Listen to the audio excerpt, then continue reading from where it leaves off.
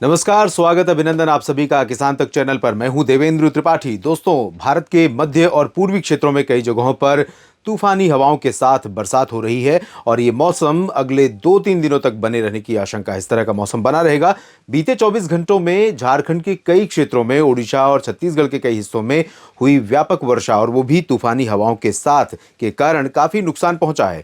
झारखंड के चाईबासा में 54 मिलीमीटर की भारी वर्षा हुई है।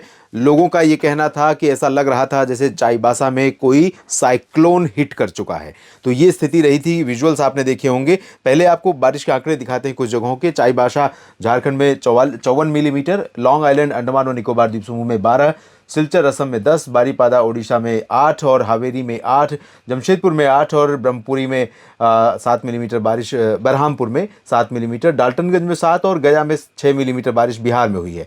उमरिया में भी बारिश हुई है। मध्य प्रदेश में 6 मिलीमीटर की, बांकुरा में 5 और उदगीर में 5 मिलीमीटर की बारिश हुई है। वर्धमान में 4 मिलीमीटर और कोहिमा में 4 मिलीमीटर। उसके बाद आंकड़े कम होते जा रहे हैं और आंकड़ों के हिसाब से अगर देखें तो ये बहुत कम बरसात है, लेकिन इस समय प्री मानसून की वर्षा के साथ 5-10 मिलीमीटर की बारिश भी, और वो भी अगर हवाओं के साथ हो, बादलों की गर्जना या लाइटनिंग के साथ हो, तो काफ़ी नुकसान पहुंचाने का कह सकते हैं कारण बन सकती है और बनती है प्रायः। और यहाँ पर इस मैप के ज़रिए, इस मॉडल के ज़रिए मैं आपको दिखाना ये चाहता हूँ कि यहाँ पर एक डिप्रेशन, ट्रॉपिकल डिप्रेशन बना हुआ है भूमध्य सागर के भूमध्य रेखा के ठीक ऊपर। और ये वो रीजन है जहाँ पर इंडियन ओशन डायपोल आईओडी के पॉजिटिव होने पर यहाँ इस रीजन में ज़्यादा बरसात होती है। तो अभी फ़िलहाल इंडियन ओशन डायपोल का बहुत ज़्यादा इम्पैक्ट इस समय के मौसम पर पड़ता नहीं है। मॉनसून में उसका बहुत रोल होता है। अगर वो पॉजिटिव है तो भारत में ज़्यादा बारिश होती है, तब यहाँ पर तापमान गर्म होता है, और निगेटिव है तो यहाँ पर तापमान गर्म होता है और भारत में इसका सपोर्ट नहीं मिलता, बल्कि इस रीजन में ज़्यादा बारिश होती है, जिसमें ऑस्ट्रेलिया और साउथ ईस्ट एशियन रीजन शामिल होते हैं। तो यहाँ पर ज़्यादा बरसात होती है। यहाँ पर डिप्रेशन है। ये डिप्रेशन अगले 3-4 दिनों में आगे निकल जाएगा। आपको ये भी बता दूं कि 31 मार्च तक अभी जो एक्टिविटी बंगाल की खाड़ी से आने वाली नमी वाली हवाओं के कारण मध्य, पूर्वी और दक्षिणी राज्यों में हो रही है, वो अगले 2-3 दिनों में बंद हो जाएगी। उसके बाद कुछ दिनों तक क्लियर वेदर रहेगा। 24 से लेकर के 30 तक क्लियर वेदर रहेगा ज़्यादातर जगहों पर। उत्तर भारत में हालांकि 24 को ही एक नया पश्चिमी विक्षोभ आ रहा है, तो पहाड़ों पर फिर से बरसात का स्पेल शुरू होगा, हिमपात की संभावनाएं बनेंगी। लेकिन 31 मार्च से 30 और 31 मार्च से बंगाल की खाड़ी की हवा जो अभी इस तरह से चल रही है, वो और ज़्यादा प्रोमिनेंटली कुछ इस तरह की चलनी शुरू होगी और भारत के ऊपर नमी थ्रो करना शुरू करेगी। तो इसका इम्पैक्ट मैं कह सकता हूँ कि अप्रैल के पहले हफ्ते में बढ़ती हुई हवाओं के कारण अप्रैल के पहले सप्ताह में हमें दिखाई पड़ेगा एक नए स्पेल के साथ। इस समय जो तापमान गिरा है, किस हद तक पहुंचा है, कि कितनी गिरावट हुई है, या हाईएस्ट टेम्परेचर कहां पर रिकॉर्ड किया जा रहा है, हीट वेव कंडीशन किन जगहों पर बन रही है, एक बार तापमान के आंकड़े देख लेते हैं। तापमान में बढ़ोतरी होने की संभावना भी नजर आ रही है। अनंतपुर में, आंध्र प्रदेश में, यहां पर तापमान रिकॉर्ड किया गया 41.1 हाईएस्ट टेम्परेचर रहा और यहां हीट वेव कंडीशन रही। तितलागढ़ में ओडिशा में 40.5, वाशिम महाराष्ट्र में 40.4, कडप्पा 40.1, 40 अकोला और इतना ही वर्धा में तापमान रिकॉर्ड किया गया। 39.8 बोलंगीर में, ब्रह्मपुरी में 39.6 और इतना ही तापमान रिकॉर्ड किया गया गुलबर्गा और मेडक में। कर्नाटक के भी कई क्षेत्रों में काफी गर्मी पड़ रही है। कुरनूल में 39.5 डिग्री पारा रहा और इतना ही शोलापुर में रहा। भवानीपटना और यवतमाल में, भवानीपटना ओडिशा, यवतमाल महाराष्ट्र, दोनों जगहों पर 39.2, यानी बिल्कुल एकदम थ्रेशोल्ड लिमिट जो हीट वेव की है, उस पर टेम्परेचर कई जगहों पर मध्य भारत में अभी भी रिकॉर्ड किया जा रहा है, बावजूद इसके कि बरसात हो रही है, बादल आए हुए हैं और हवाएं चल रही हैं नमी वाली। उसके बावजूद अंगुल में 39.1 और 39 डिग्री सेल्सियस तापमान रिकॉर्ड किया गया। आदिलाबाद, चंद्रपुर, नांदयाल में, दुर्ग में 38.8 और 38.6 डिग्री पारा रहा है नागपुर, नंदीगाम और निजामाबाद में, और 38.5 डिग्री नंदुरबार में, जबकि परभणी में 38.4 और 38.2 डिग्री सेल्सियस तापमान दर्ज किया गया है अमरावती, झारसुगुड़ा और मालेगांव में, जबकि खंडवा में और संबलपुर में तापमान, खंडवा मध्य प्रदेश, संबलपुर ओडिशा 38.1 और 38 डिग्री सेल्सियस तापमान रहा खरगोन में। तो मध्य प्रदेश के भी दक्षिणी भागों में कई जगहों पर मौसम काफ़ी गर्म होने लगा है। और अब आपको बताता हूं कि अब किस तरह के अलर्ट हैं अगले 3 दिनों के दौरान, 21, 22 और 23 मार्च के दौरान। 21 मार्च आज का दिन, जब यहाँ पर अलर्ट, ऑरेंज अलर्ट है तमाम जगहों पर। बारिश और बारिश के साथ आंधी चलने, बादलों की गर्जना होने और बिजली कड़कने या बिजली गिरने की आशंकाएं हैं। वो रीजन है बिहार, झारखंड, गंगेय पश्चिम बंगाल, छत्तीसगढ़, ओडिशा, मध्य प्रदेश के पूर्वी रीजन में कई जगहों पर, पश्चिमी भागों में कुछ इलाकों में, विदर्भ और तेलंगाना। इसके अलावा येलो अलर्ट उत्तर प्रदेश के ऊपर है, हालांकि उत्तर प्रदेश पर बहुत ज़्यादा पॉसिबिलिटी अभी है नहीं बरसात की। मराठवाड़ा में है और इधर कर्नाटक के दक्षिणी आंतरिक इलाकों में है और आंध्र प्रदेश के रायलसीमा, केरल, इन जगहों पर भी बारिश का येलो अलर्ट है। पूर्वोत्तर में अधिकांश जगहों पर बारिश का येलो अलर्ट है। उत्तर भारत के पहाड़ों और मैदानी क्षेत्रों में, यूपी को छोड़कर बाकी जगहों पर सामान्य मौसम की संभावना आज है। और हीट वेव का अलर्ट तमिलनाडु के उत्तर पूर्वी रीजन में कुछ जगहों पर है आज। और कल की क्या स्थिति रहेगी 22 मार्च को भी रहेगा अलर्ट। ऑरेंज अलर्ट कई जगहों पर बना हुआ है छत्तीसगढ़ को छोड़ करके। हालांकि छत्तीसगढ़, ओडिशा, मध्य प्रदेश, महाराष्ट्र, झारखंड, गंगेय पश्चिम बंगाल, ये जो रीजन है, यहाँ पर कई हिस्सों पर जो बादल आज हैं, कुछ इसी तरह के बादल कल भी रहेंगे। कल भी पॉसिबिलिटी रहेगी। उत्तर प्रदेश के पश्चिमी भागों पर संभावनाएं या आशंकाएं खत्म हो जाएंगी कल, लेकिन पूर्वी क्षेत्रों में आइसोलेटेड प्लेसेस पर चांसेस रहेंगे। बिहार में कई जगहों पर रहेंगे, झारखंड, पश्चिम बंगाल, ओडिशा और इधर मध्य प्रदेश के पूर्वी रीजन, विदर्भ और तेलंगाना में। बाकी जगहों पर येलो अलर्ट। पूर्वोत्तर और छत्तीसगढ़, मराठवाड़ा और दक्षिणी राज्यों में कई जगहों पर बारिश का येलो अलर्ट है। जबकि हीट वेव का अलर्ट फिर से गुजरात पर शुरू हो रहा है। गुजरात में जो टेम्परेचर 39-38 डिग्री सेल्सियस तक पहुंचा था, अब फिर से बढ़ना शुरू करेगा और कई जगहों पर हीट वेव की आशंका पैदा हो जाएगी। और तीसरे दिन की स्थिति देख लेते हैं, यानी 23 मार्च की। 23 मार्च को आप देखें ऑरेंज अलर्ट हट जाएगा, लेकिन येलो अलर्ट यानी कुछ संभावना, कुछ आशंका बनी रहेगी। और इस अलर्ट का मतलब यह है कि आप बिल्कुल सावधान रहिए। जो मौसमी बदलाव होते हैं इस समय के प्री मानसून सीजन के, छोटा नागपुर, पठार, आप जानते हैं प्री मानसून सीजन में काल बैसाखी जैसा मौसम एक्सपीरियंस करता है। काल बैसाखी उसका नाम क्यों पड़ा है, ये कई बार हम लोगों ने डिस्कस किया है और इसको इंग्लिश में नॉर्वेस्टर कहते हैं। काल इसलिए कहा जाता है कि काल का मतलब ये हुआ कि बहुत ही भयावहता उसमें होती है इस तरह के मौसम में। हालांकि उसका जो पीक समय होता है वो होता है अप्रैल और मई का, अभी नहीं है, लेकिन इस तरह के मौसम की आशंका रहती है। तो पूर्वी एमपी, छत्तीसगढ़, ओडिशा और गंगेय पश्चिम बंगाल, बिहार, साथ ही साथ मध्य प्रदेश के पूर्वी रीजन और इधर विदर्भ, तेलंगाना, कर्नाटक, तमिलनाडु, केरल, आंध्र प्रदेश, पूर्वोत्तर राज्य, यहाँ पर बारिश का अलर्ट है। गुजरात में तीसरे दिन यानी जो दूसरा दिन होगा 22 के बाद 23 का, जब हीट वेव रहेगी। धीरे धीरे टेम्परेचर बढ़ेगा कई जगहों पर, पश्चिमी भागों में खास तौर पर। और अब बारिश की बात कर लेते हैं। वर्तमान कंडीशंस के अनुसार क्या स्थितियां दिखाई पड़ रही हैं। एक चीज़ और मैं आपसे डिस्कस करना चाहूँगा कि इस समय इंडियन ओशन डायपोल का हमने जिक्र किया, लेकिन एल नीनो, ला नीना का जिक्र नहीं किया।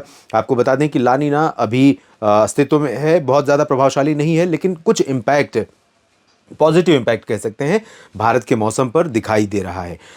जिस समय की बात मैं कर रहा हूँ 30-31 मार्च की, उस दौरान प्रशांत महासागर के उस पर्टिकुलर रीजन से, क्योंकि ला नीना है तो ऐसे में प्रशांत महासागर से आने वाली जो ट्रेड विंड्स हैं वो इधर पहुंचेंगी मध्य क्षेत्रों में, यानी जो भूमध्य रेखा के आसपास का हिस्सा है और साथ ही साथ बंगाल की खाड़ी का रीजन है। तो यहाँ पर जितनी ज़्यादा नमी का फोर्स रहेगा उतना ही ज़्यादा वेदर एक्टिविटी की संभावना बनेगी।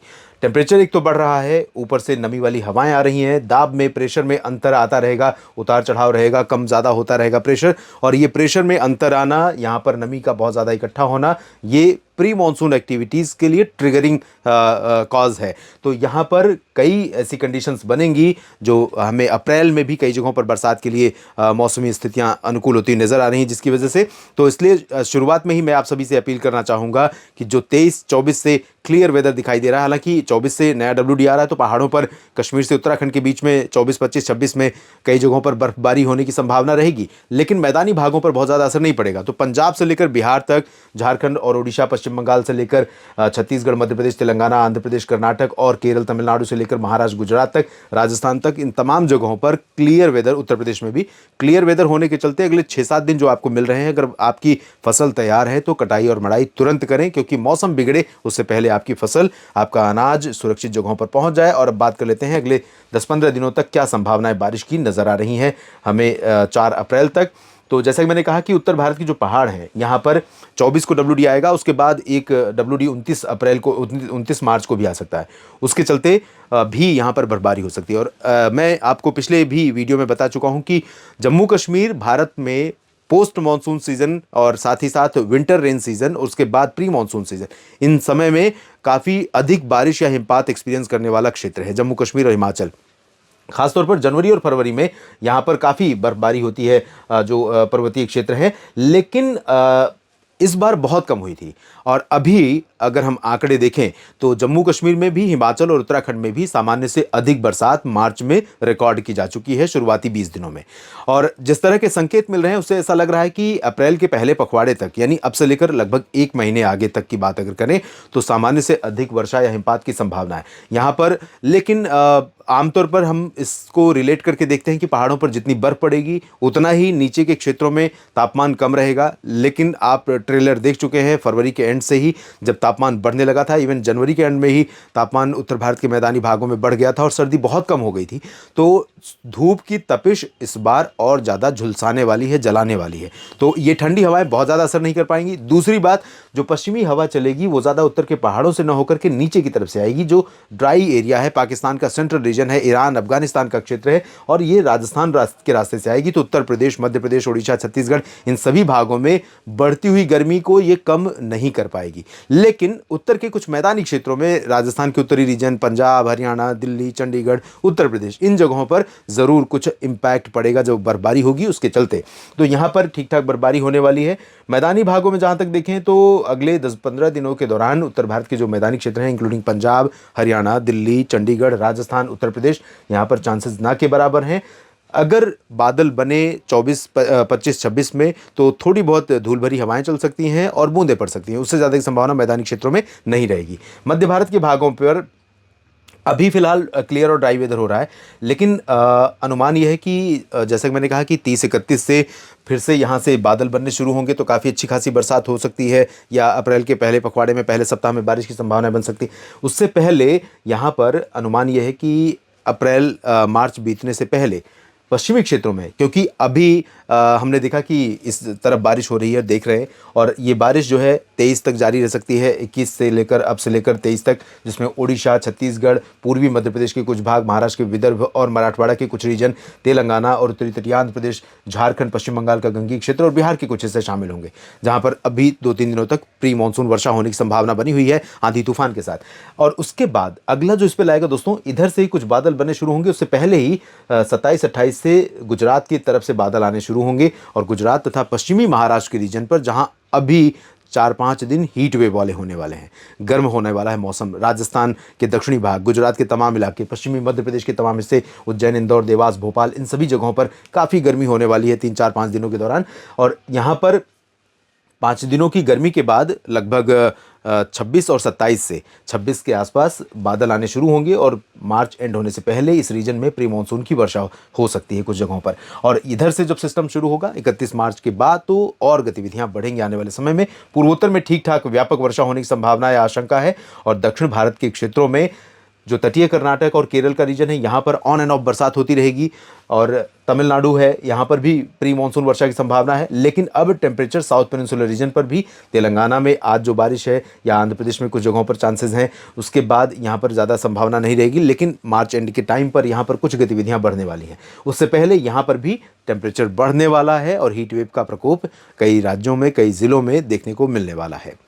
इस वीडियो में फिलहाल इतना ही। चलते चलते आप सभी मित्रों से, किसान तक के सभी साथियों से और किसान साथियों से ये निवेदन मैं करना चाहूँगा, आग्रह करना चाहूँगा कि बिगड़ते हुए मौसम में अपना पूरा ख्याल रखिए। मवेशियों को भी ऐसी जगहों पर रखिए जहाँ पर लाइटनिंग का खतरा कम से कम हो, और अगर आंधी आने की स्थिति हो तो ऐसे शेड में मत रखिए जिससे कि शेड के गिरने से उनको नुकसान पहुँचे, क्योंकि अल्टीमेटली वो आपका नुकसान होगा।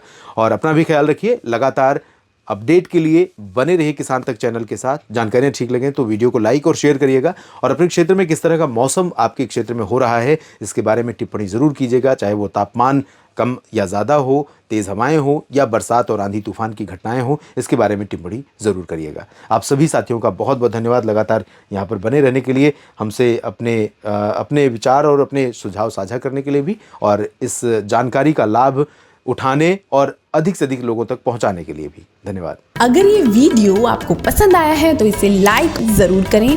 अगर चैनल अभी तक सब्सक्राइब नहीं किया है तो कर लें, और नोटिफिकेशन पाने के लिए बेल आइकन भी दबा दें।